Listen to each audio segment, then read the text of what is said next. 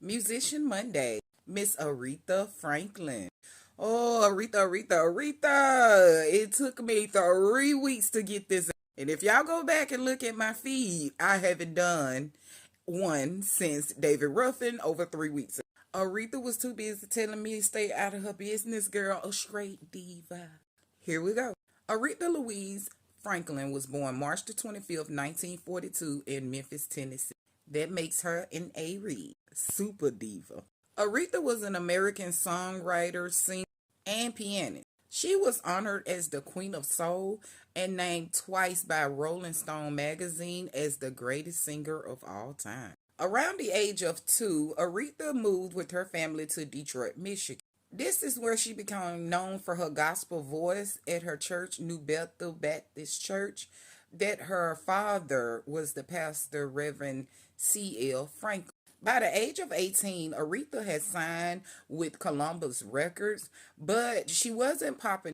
It wasn't until she signed with Atlanta Records in 1966 to where she started moving towards more popularity and fame. There she was known for the record I Never Loved a Man the Way That I Loved You. But by 1979, she had moved to Arista Records where she hit with the top single, A Rose Is Still a Rose.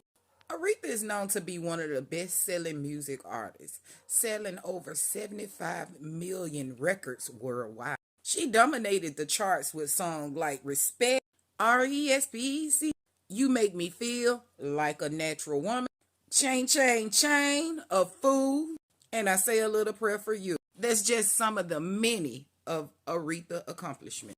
Throughout her career, she's received over 18 Grammys, several being for the Best Female R&B Vocal Artist, as well as the Grammy Living Legend Award and the Lifetime Achievement Award.